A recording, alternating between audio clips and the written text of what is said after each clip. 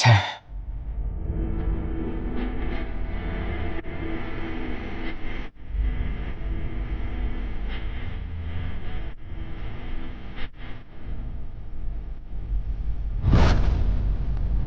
ಆ ವಿಡಿಯೋ ನೋಡಿದ್ರೆ ಏನಾದರೂ ಕ್ಲೂ ಸಿಗ್ಬಹುದಾ?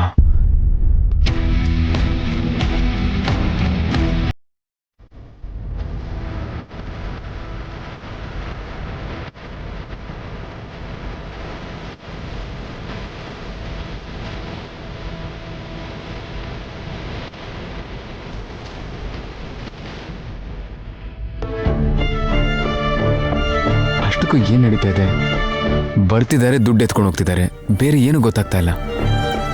ಮೇಲೆ ಮೇಲೆ ಹಾಲಲ್ಲೂ CCTV ಕ್ಯಾಮ್ರಾ ಇದ್ದಿದ್ರೆ ಚೆನ್ನಾಗಿರೋದು.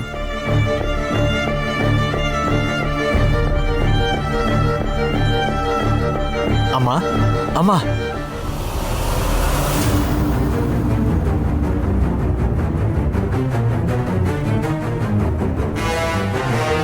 ಅಮ್ಮ, ನಾನು ಹೇಳಿದ ಅರ್ಥ ಆಯ್ತಲ್ವಾ? ನಾನು ಇವಾಗ ಹೋಗ್ತಾ ಇದ್ದೀನಿ, ನೀನು ಆಮೇಲೆ ಬಾ. ನಾವು ಈ ದುಡ್ಡು ತೊಗೊಂಡೋಗಿ ಊರ್ಮಿಳಾ ರೂಮಲ್ಲಿ ಬಚ್ಚಿಡೋಣ. ಊರ್ಮಿಳಾ ರೂಮಲ್ಲಿ ಇಟ್ಟರೆ ಯಾರಿಗೂ ಡೌಟ್ ಬರಲ್ಲ.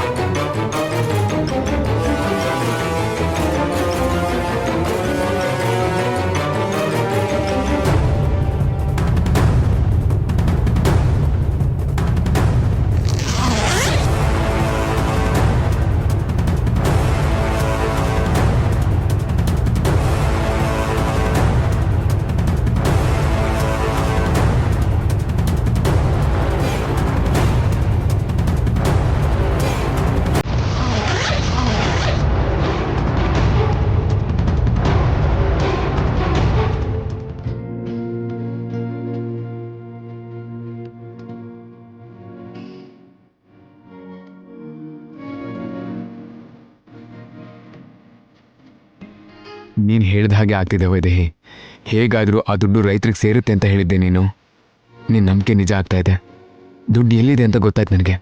ಇದನ್ನ ಅವ್ರಿಗೆ ತಲುಪಿಸಿ ಬರ್ತೀನಿ ವೈದೇಹಿ.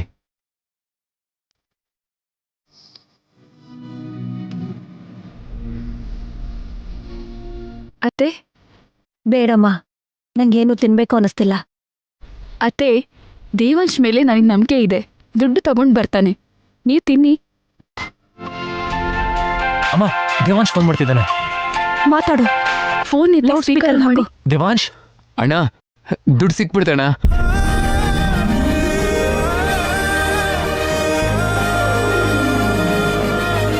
ಏನು ದುಡ್ಡು ಸಿಕ್ತಾ?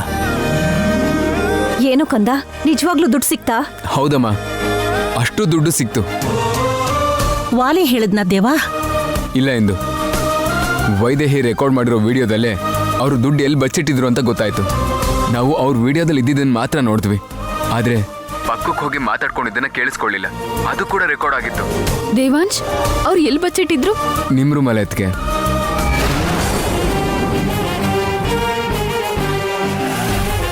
ನನ್ನ ರೂಮಲ್ಲ? ಹೌದು ಅದಕ್ಕೆ. ಅವ್ರು ಮಾಡಿರೋ ತಪ್ಪನ್ನ ನಿಮ್ಮ ಮೇಲೆ ಹಾಕಬೇಕು ಅನ್ಕೊಂಡಿದ್ರು. ಅದಕ್ಕೆ ದುಡ್ಡನ್ನ ನಿಮ್ಮ ರೂಮಲ್ಲಿ ಬಚ್ಚಿಟ್ಟಿದ್ರು. ಅವರು ಅತಿ ಬುದ್ಧಿವಂತಿಕೆ ತೋರಿಸ್ತಾ ಇದ್ದಾರೆ, ಅವ್ರನ್ನ ಬಿಡಬಾರ್ದು. ಮೊದಲು ಈ ಹಣ ಅವ್ರಿಗೆ ತಲುಪಿಸಿ ಉತ್ಸವ ಪೂರ್ತಿ ಮುಗಿಸೋಣ ಅಣ್ಣ. ಆಮೇಲೆ ಅವ್ರನ್ನ ವಿಚಾರಿಸ್ಕೊಂಡ್ರಾಯ್ತು. ಆ ದುಡ್ಡು ಹೇಗ್ ಬರುತ್ತೆ ದೇವಾಂಶ್? ನೀನ್ ಇಲ್ಲಿಗೆ ಬರ್ತಿದ್ಯಾ? ಹೌದಮ್ಮ, ನಾನೇ ಬರ್ತಾ ಇದ್ದೀನಿ. ಮತ್ತೆ ವೈದೇಹಿ ದೇವಾಂಶ್? ವೈದೇಹಿ ಟ್ಯಾಬ್ಲೆಟ್ಸ್ ತಗೊಂಡು ನಿದ್ದೆ ಮಾಡ್ತಾ ಇದ್ದಾಳೆ. ಈ ಹಣ ನಿಮ್ಮ ಕೈ ಕೊಟ್ಟು ನಾನು ವಾಪಸ್ ಬಂದ್ಬಿಡ್ತೀನಿ. ಅಲ್ಲಿವರೆಗೂ ವೈದೇಹಿನ ಯಾರು ನೋಡ್ಕೊಳ್ತಾರೆ ದೇವಾ? ಲಕ್ಷ್ಮಮ್ಮ ನೋಡ್ಕೋತಾರೆ ಇಂದು. ಅಲ್ಲದೆ ಅವಳಿಗೆ ಎಚ್ಚರ ಆಗೋ ಅಷ್ಟರಲ್ಲಿ ನಾನು ವಾಪಸ್ ಬಂದ್ಬಿಡ್ತೀನಲ್ವಾ? ಸರಿ, ನಾನು ಈಗಲೇ ಹೊರಡ್ತಾ ಇದ್ದೀನಿ, ಬರ್ತೀನಿ, ಬಾಯ್. ಲಕ್ಷ್ಮಮ್ಮ. ಹೇಳಿ ಅಣ್ಣ. ಹಾಂ ಲಕ್ಷ್ಮಮ್ಮ, ನಾನು ಅರ್ಜೆಂಟಾಗಿ ಊರಿಗೆ ಹೋಗ್ತಾ ಇದ್ದೀನಿ. ವೈದೇಹಿ ಹುಷಾರು. ರಾತ್ರಿ ಅಷ್ಟಲ್ಲಿ ವಾಪಸ್ ಬಂದ್ಬಿಡ್ತೀನಿ. ಆಯ್ತು ಅಣ್ಣ. ಒಂದು ವೇಳೆ ಆಚೆ ಬರ್ತೀನಿ ಅಂದರೆ ಬಿಡಬೇಡ ಅವಳನ್ನ. ಆಯ್ತು ಅಣ್ಣ. ಓಕೆ. ಇನ್ನೊಂದು ಮುಖ್ಯವಾದ ವಿಚಾರ, ಮೇಲೆ ವಾಲಿ ಮತ್ತೆ ಅವ್ರ ಅಮ್ಮ ಇದ್ದಾರೆ. ಯಾವುದೇ ಕಾರಣಕ್ಕೂ ಆ ಬಾಗಿಲು ತೆಗಿಬೇಡ. ಕುಡಿಯೋಕೆ ನೀರಂತೂ ಕೊಡಲೇಬೇಡ. ಸರಿ ಅಣ್ಣ. ನೀನು ಬೇಡ ಅಂದರೂ ನಾನು ಹೋಗಲೇಬೇಕಾಗ್ತಿದೆ ವೈದೇಹಿ. ಅಲ್ಲಿ ನನಗೆ ಯಾವ ತೊಂದರೆನೂ ಆಗೋದಿಲ್ಲ. ಹೀಗೆ ಹೋಗಿ ಹಾಗೆ ಬಂದ್ಬಿಡ್ತೀನಿ, ಆಯ್ತಾ? ವಾಲಿ, ಅವ್ರು ಬರ್ತಾರಲ್ವಾ? ನಮಗ್ ಸಹಾಯ ಮಾಡ್ತಾರಲ್ವಾ? ನಾವು ಬದುಕ್ತೀವಲ್ವಾ? ಖಂಡಿತ ಬರ್ತಾರಮ್ಮ. ರೂಮಲ್ಲಿ ನಮ್ಮನ್ನು ಕೂಡಾಕಿ ಜೀವ ಬೆದರಿಕೆ ಕೊಟ್ರೆ ನಾವು ನಿಜ ಹೇಳ್ಬಿಡ್ತೀವಿ ಅನ್ಕೊಂಡಿದ್ದಾನೆ. ಆದರೆ ಅವನಿಗೆ ಅರ್ಥ ಆಗದೇ ಇರೋ ವಿಷಯ ಏನಂದ್ರೆ 1 ತಿಂಗಳಾದರೂ ಸರಿ ನಾವಿಲ್ಲೇ ಈ ರೂಮಲ್ಲೇ ಹಾಯಾಗಿರ್ಬೋದು. ಬಾವಾ ಅಮ್ಮವ್ರೆ, ಬಾವಾ ಅಮ್ಮವ್ರೆ, ನಿಂತ್ಕೊಳ್ಳಿ. ನೀವ್ಯಾಕೆ ಇಲ್ಲಿಗೆ ಬಂದ್ರಿ? ಏನ್ ಬೇಕಿತ್ತು? ನನಗೀಗೇನು ಬೇಡ.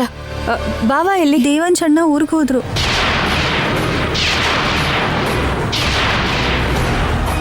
ಏನ್ ಹೇಳ್ತಿದ್ಯಾ? ಬಾವಾ ಬಾವಾ ಊರಿಗೆ ಹೋಗೋದು ಅಂದ್ರೇನು? ಹೌದಮ್ಮ, ಅವ್ರಿಗೆ ಆ ದುಡ್ಡು ಸಿಕ್ತಂತೆ, ಅದನ್ನ ತಗೊಂಡು ಊರಿಗೆ ಹೋದ್ರು.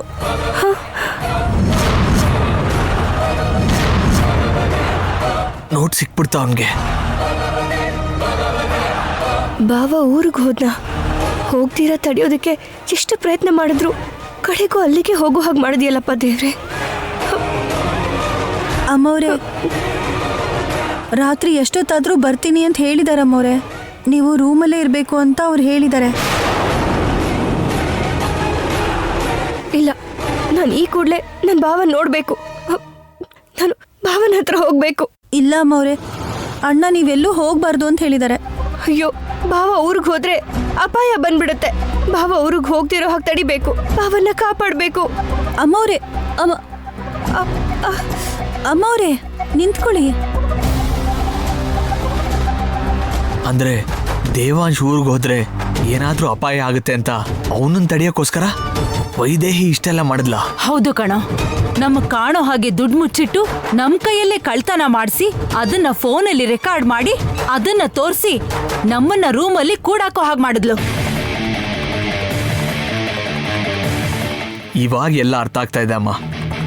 ಅವತ್ತು ಬೇಕು ಅಂತಾನೆ ನಮಗ್ ಕೇಳಿಸ್ಲಿ ಅಂತಾನೆ ನಮ್ಮ ಹತ್ರ ಬಂದು ದೇವಾಂಶ್ ಜೊತೆ ಮಾತಾಡ್ತಾ ಇರೋ ಥರ ನಾಟಕ ಆಡಿದ್ಲು. ದೇವಾಂಶ್ ಊರಿಗೆ ಹೋದ್ರೆ ಅವನಿಗೆ ತೊಂದರೆ ಆಗತ್ತೆ ಅಂತ ಗೊತ್ತಿದ್ದು ಅವಳು ಹೇಳಿದ್ರೆ ಅವನು ಕೇಳೋದಿಲ್ಲ ಅಂತ, ದುಡ್ಡಿಲ್ಲ ಅಂದ್ರೆ ಅವನು ಊರಿಗೆ ಹೋಗೋದಿಲ್ಲ ಅಂತ ನಾವೇ ಆ ದುಡ್ಡನ್ನ ಕಳ್ತನ ಮಾಡೋ ಹಾಗೆ ಪ್ಲಾನ್ ಮಾಡಿದಾಳೆ. ನಮ್ಮಿಂದ ಯಾವ ಅಪಾಯನೂ ಆಗದಿರೋ ಹಾಗೆ ನಮ್ಮನ್ನಿಲ್ಲಿ ಲಾಕ್ ಮಾಡಿಸೋದು. ಹೌದು, ಎಲ್ಲ ನಾವ್ ಅನ್ಕೊಂಡಾಗೆ ನಡೀತಿದೆ ಅಂತ ಅನ್ಕೊಂಡ್ವಿ. ವೈದೇಹಿ ಆಟದ ಗೊಂಬೆ ಆಗ್ಬಿಟ್ವಿ ನಾವು. ಅಸಲಿ ಆಟ ನಾನು ಆಡ್ತೀನಮ್ಮ. ಇವಾಗ ನಾವು ಮಾಡಬೇಕಾಗಿರೋದು ಊಟ ಅಲ್ಲ, ಇಲ್ಲಿಂದ ಹೊರಗೆ ಹೋಗೋದು.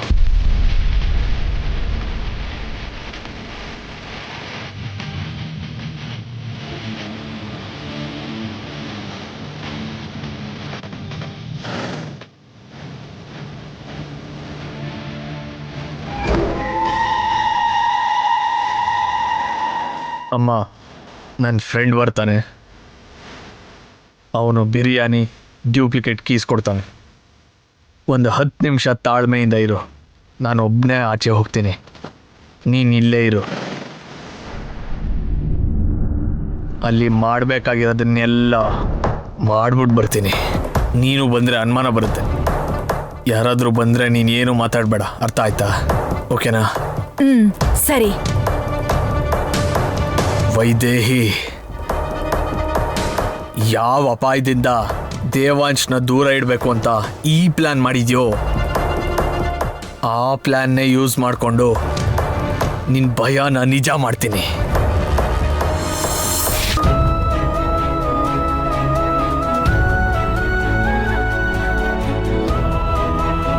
ಯಜಮಾನ್ರು ಬರ್ತಾರೆ ಅಂತೀಯಾ?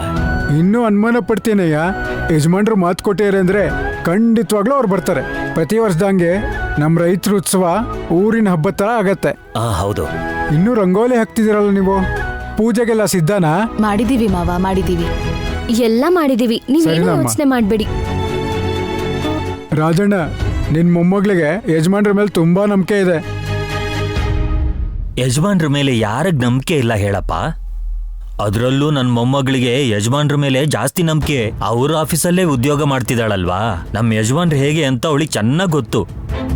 ಬಂದೇ ಬರ್ತಾರೆ ಅಂತ ಎಲ್ಲ ಸಿದ್ಧ ಮಾಡ್ಕೊಂಡು ಕೂತಿದ್ದಾಳೆ. ಏನೋ ಸುಮ್ಮನೆ ರೆಡಿ ಮಾಡ್ತಾ ಇದೀವಿ. ಆದ್ರೂ ಅಲ್ಲಿ ವೈದೇಹಿ ಅಮ್ಮವ್ರನ್ನ ಒಬ್ಬರನ್ನೇ ಬಿಟ್ಟು ಅವ್ರು ಬರ್ತಾರೆ ಅಂದ್ರೆ ನಾನ್ ನಂಬೋದಿಲ್ಲ. ಇಲ್ಲಿ ನೋಡಿ, ಅವ್ರ ಬಗ್ಗೆ ನೀವೇನು ಹೇಳ್ಬೇಡಿ. ಬರ್ತಾರೆ ಅಂದ್ಮೇಲೆ ಬರ್ತಾರಷ್ಟೇ. ಏನೋ ದೊಡ್ಡ ಮಹಾರಾಣಿ ತರ ಮಾತಾಡ್ತಾ ಇದೆಯಲ್ಲ ನೀನು. ಹೌದು, ನಾನ್ ಮಹಾರಾಣಿನೇ. ಅಬ್ಬಬ್ಬಾ, ಯಜಮಾನ್ರು ಆಫೀಸಲ್ಲಿ ಕೆಲ್ಸಕ್ಕೆ ಹೋದ ತಕ್ಷಣ ಮಹಾರಾಣಿ ಆಗ್ಬಿಟ್ಟಿಯನ್ನಮ್ಮ ನೀನು. ಏನೋ ಗಿಣಿಶಾಸ್ತ್ರದವ್ರು ಹೇಳಿದ್ರು ಮಹಾರಾಣಿ ಆಗ್ತೀನಿ ಅಂತ. ಈಗೇನಾದ್ರೂ ಯಜಮಾನ್ರು ನಿಜವಾಗ್ಲೂ ಬಂದ್ರೆ ಆಗ ಒಪ್ಕೋತೀನಿ ಮಹಾರಾಣಿ ಅಂತ. ಅಲ್ ನೋಡಿ ಬರ್ತಾರೆ ಅಂದಿದ್ನಲ್ಲ, ಬಂದ್ರು ನೋಡಿ. ಇವಾಗ ಒಪ್ಕೊಂತೀರಾ ನಾನ್ ಮಹಾರಾಣಿ ಆಗ್ತೀನಿ ಅಂತ?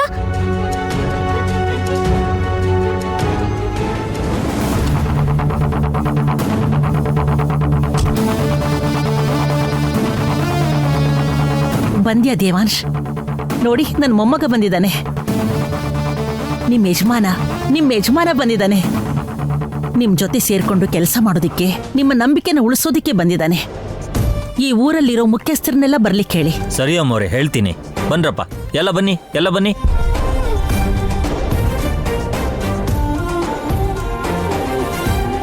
ಕಂದ, ದುಡ್ಡು ತಗೊಂಡ್ ಬಂದೆ ತಾನೆ? ತಗೊಂಡ್ ಬಂದೆ ಅಮ್ಮ. ಒಳ್ಳೆ ಕೆಲಸ ಮಾಡಿದ್ಯಾ ದೇವ. ವೈದೇಹಿ ಈಗ ಹೇಗಿದ್ದಾಳೆ ದೇವಾಂಶ್? ಪ್ರಾಬ್ಲಮ್ ಏನಿಲ್ಲ ಅತ್ತಿಗೆ. ಬೆಡ್ ರೆಸ್ಟ್ ತಗೊಳಕ್ ಹೇಳಿದ್ದಾರೆ. ಅವಳು ಮಲ್ಕೊಂಡ್ಮೇಲೆ ನಾನು ಇಲ್ಲಿಗೆ ಹೊರಟು ಬಂದೆ. ಪಾಪ, ಇಂಥ ಪರಿಸ್ಥಿತಿನಲ್ಲಿ ಅವಳೊಬ್ಳೆ ಅಲ್ಲಿರ್ಬೇಕಾಗಿ ಬಂದಿದೆ. ಲಕ್ಷ್ಮಿಗೆ ಹೇಳಿದ್ದೀನಮ್ಮ, ಅವಳು ನೋಡ್ಕೋತಾಳೆ. ಉತ್ಸವ ಮುಗೀತಿದ್ದ ಹಾಗೆ ನಾನು ಹೊರಟ್ಬಿಡ್ತೀನಿ. ಅವಳಿಗೆ ಎಚ್ಚರ ಆಗೋಷ್ಟಲ್ಲಿ ಹೋಗ್ಲಿಲ್ಲ ಅಂದ್ರೆ ಹೆದರ್ಕೋತಾಳೆ ಅವಳು. ಹಾಗೆ ಆಗ್ಲಿ ದೇವ್, ದರ್ಬಾರ್ ಆಗ್ತಿದ್ದಾಗೆ ಹೋಗು. ಇಲ್ಲಿ ಉಳಿದ ಕೆಲಸ ಎಲ್ಲ ನಾವು ನೋಡ್ಕೋತೀವಿ. ನೀನ್ ಬಂದು ಅವ್ರಿಗೆ ಕಾಣಿಸ್ಕೊಂಡ್ಯಲ್ಲ ದೇವಾಂಶ್, ಅಷ್ಟ್ ಸಾಕು. ವ್ಯವಸಾಯ ನಿನ್ನಿಂದನೇ ಶುರುವಾಗತ್ತಲ್ಲ.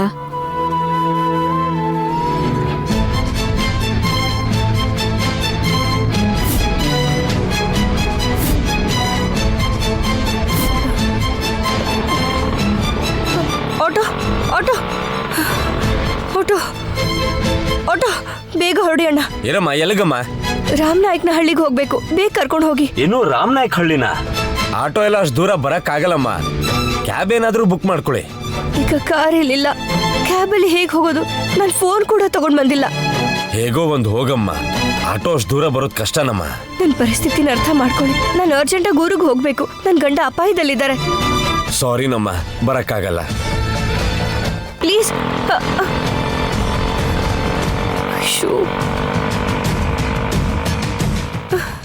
ಇವಾಗ ಏನ್ ಮಾಡೋದು? ಭಾವನ ಹತ್ರ ನಾನು ಹೇಗೆ ಹೋಗೋದು? ಯಾರು ಕರ್ಕೊಂಡು ಹೋಗ್ತಾರೆ? ಭಗವಂತ, ಯಾಕೆ ನನಗಿಷ್ಟು ಪರೀಕ್ಷೆಗಳನ್ನು ಕೊಡ್ತಿದ್ಯಾ? ನಾನು ಊರಿಗೆ ಹೋಗ್ಬೇಕು, ಭಾವನ್ನ ಕಾಪಾಡ್ಕೋಬೇಕು. ಬೇಗ ಅದಕ್ಕೊಂದು ದಾರಿ ತೋರ್ಸಪ್ಪ ದೇವ್ರೆ. ಗಂಡಂಗೆ ಅಪಾಯ ಇದೆ ಅಂತ ಇದ್ಲು. ಏನ್ ಕಷ್ಟ ಇರ್ಬೋದೋ ಏನೋ.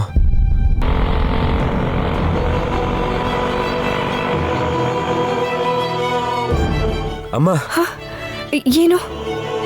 ಎಲ್ಗ್ ಹೋಗ್ಬೇಕಮ್ಮ? ರಾಮನಾಯಕನ ಹಳ್ಳಿ ಅಂತ ಹೇಳಿದ್ನಲ್ಲ.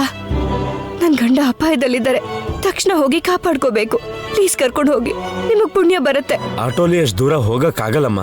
ಅಷ್ಟಕ್ಕೂ ಈ ಪರಿಸ್ಥಿತಿಲಿ ನೀನ್ ಆಟೋದಲ್ಲಿ ಅಷ್ಟು ದೂರ ಹೋಗೋದು ಸರಿ ಅಲ್ಲಮ್ಮ. ನನಗೇನು ಆಗೋದಿಲ್ಲ.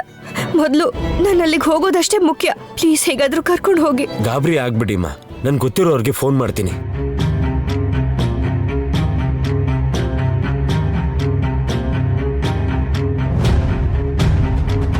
ಹಲೋ ಹಲೋ, ಸುನಿಲ್ ಅಣ್ಣ, ಗಾಡಿ ತಗೊಂಡು ನಮ್ಮ ಸ್ಟ್ಯಾಂಡ್ ಹತ್ರ ಬರ್ತೀರಾ?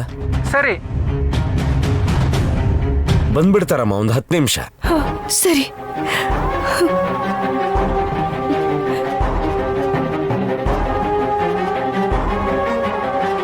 ಭಾವನ ತಡೆಯೋದಕ್ಕೆ ಎಷ್ಟೋ ವಿಧಗಳಲ್ಲಿ ಪ್ರಯತ್ನ ಪಟ್ಟೆ. ಆದ್ರೂ ಆ ದೇವ್ರು ಮತ್ತೆ ಅಲ್ಲಿಗೆ ಹೋಗೋ ಹಾಗೆ ಮಾಡಿದಾನೆ ಅಂದ್ರೆ ಅಪಾಯ ತಡೆಯೋಕ್ಕಾಗಲ್ವಾ? ಅದೇ ಗಾಡಿ ಹತ್ತಮ್ಮ.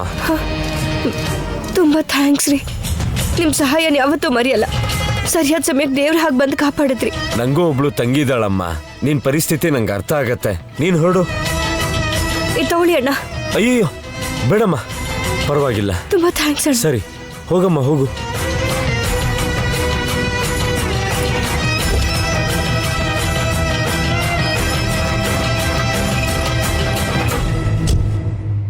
ನೀವು ಬರೋದೇ ಇಲ್ವೇನೋ?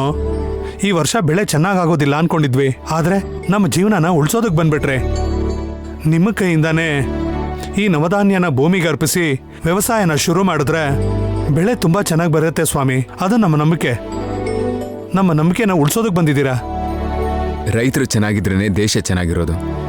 ರೈತರ ಖುಷಿ ಯಾವತ್ತೂ ಹಾಳಾಗಬಾರ್ದು, ಆಗೋಕ್ಕೂ ಬಿಡಲ್ಲ. ಈ ನವಧಾನ್ಯಗಳು ಮೊಳಕೆ ಹೊಡೆದು ರೈತರಿಗೆ ಒಳ್ಳೆ ಫಸಲು ಬರಲಿ ಅಂತ ದೇವ್ರ ಹತ್ರ ಬೇಡ್ಕೋತೀನಿ ನಾನು.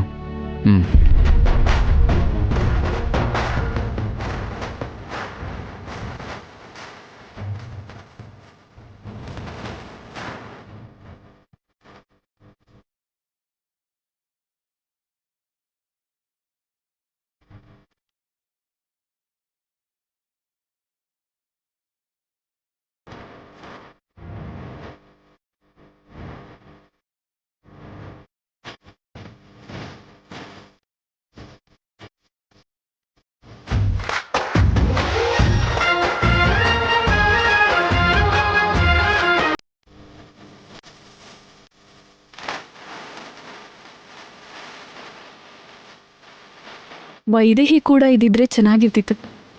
ನಮ್ಮ ಕುಟುಂಬದಲ್ಲಿ ಅವಳು ಮಾತ್ರ ಇಲ್ಲ. ಆ ಭಗವಂತ ವೈದೇಹಿನ ಈ ಪೂಜೆಯಿಂದ ಯಾಕೆ ದೂರ ಇಟ್ನೋ ಏನೋ. ಅಣ್ಣ, ಆದಷ್ಟು ಬೇಗ ಹೋಗ್ಬೇಕು. ಇನ್ನು ಎಷ್ಟೊತ್ತಾಗತ್ತೆ? ಇನ್ನೂ 1 ಅವರ್ ಆಗತ್ತೆ. ಇನ್ನು 1 ಗಂಟೆನಾ? ಅಯ್ಯೋ, ಅಲ್ಲಿ ಏನಾಗ್ತಿರತ್ತೋ ಏನೋ. ಯಾಕಮ್ಮ ಹೆದರ್ಕೊಂಡಿದ್ಯಾ? ಯಾರಿಗೇನು ತೊಂದರೆ ಆಗಿದೆ? ಏನಿಲ್ಲ ಅಣ್ಣ, ನೀವು ಬೇಗನೆ ಹೋಗಿ. ದೇವ್ರೆ, ನಮ್ಮ ಸಂಬಂಧನ ಪರೀಕ್ಷೆ ಮಾಡಬೇಕು ಅಂತಿದ್ಯಾ ಅಥವಾ ದೂರ ಮಾಡಬೇಕು ಅಂತಿದ್ಯಾ? ಉಳುಮೆ ಮಾಡಿದ್ರೆ ಮಾತ್ರ ಸಾಲಲ್ಲ. ಆ ಬೆಳೆ ನಮ್ಮ ಕೈಗೆ ಬರೋವರೆಗೂ ಬೆಳೆಗೆ ನಾವು ರಕ್ಷಣೆ ಕೊಡಬೇಕು. ಬೆಳೆ ಕೈಗೆ ಬಂದಮೇಲೆ ಅದಕ್ಕೆ ಒಳ್ಳೆ ಬೆಲೆ ಸಿಗೋ ಹಾಗೆ ಮಾಡಬೇಕು. ಅದೆಲ್ಲದಕ್ಕೂ ನಾನು ಏರ್ಪಾಡು ಮಾಡ್ತಾ ಇದ್ದೀನಿ.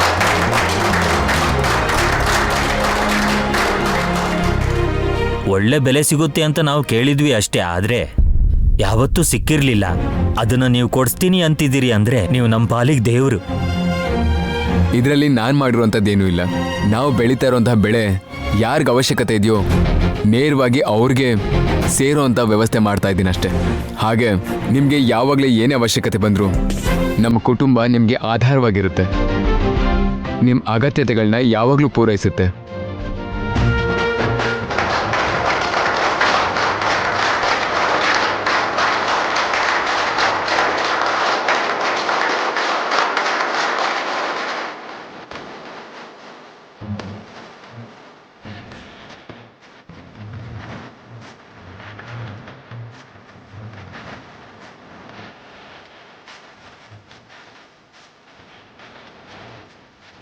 ದೇವಾಂಶ್ ಅವ್ರಿಗೆ ಎಳ್ನೀರು ಇದೇ ಗ್ಲಾಸಲ್ಲಿ ಕೊಡ್ಬೇಕು. ಇರಿ ಇರಿ, ದೇವಾಂಶ್ ಅವ್ರಿಗೆ ಈ ಗ್ಲಾಸಲ್ಲೇ ಕೊಡಿ.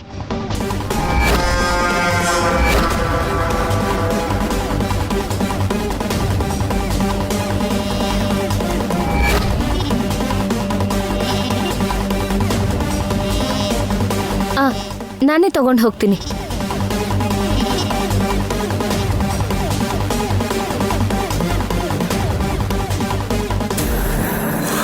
ಹೋಗಿ ಕೊಡೆ.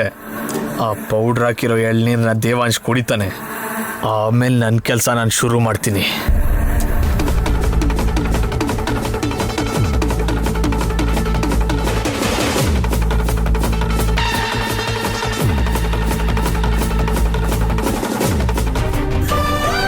ಅಪಾಯ ಅಂದ್ರೆ ಅದ್ ಹೇಗ್ ಬರುತ್ತೆ?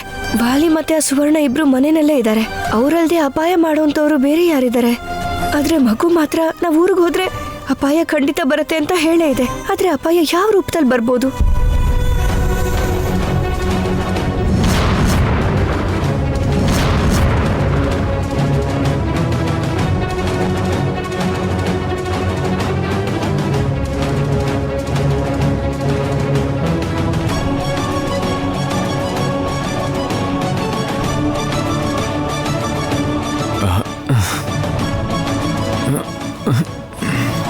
ಏನಾಯ್ತು ಕಂದ? ಏನಿಲ್ಲಮ್ಮ, ನಾನು ಹೇಳಬೇಕಾದ್ನೆಲ್ಲ ಹೇಳಾಯ್ತು. ಇನ್ನೇನಾದ್ರೂ ಹೇಳೋದಿದ್ರೆ ನೀವೇ ಹೇಳಿ. ಇನ್ನೆಲ್ಲ ನೀವೇ ನೋಡ್ಕೊಂತೀನಿ ಅಂತ ಅಂದ್ರಲ್ಲ, ನಮಗಿನ್ಯಾವ ಸಮಸ್ಯೆನೂ ಇರೋದಿಲ್ಲ. ನಿಮ್ಗೆ ಬೇರೆ ಇನ್ನೇನಾದ್ರೂ